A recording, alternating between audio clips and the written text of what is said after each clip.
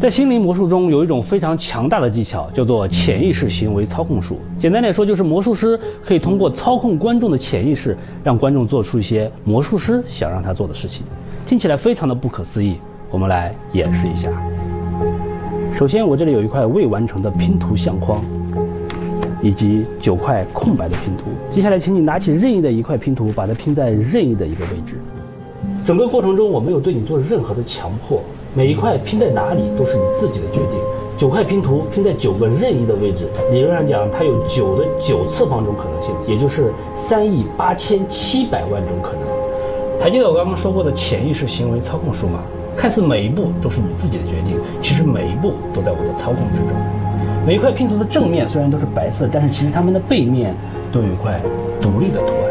如果世界上真的不存在潜意识行为操控术的话，那么接下来发生的事情就只有一种解释，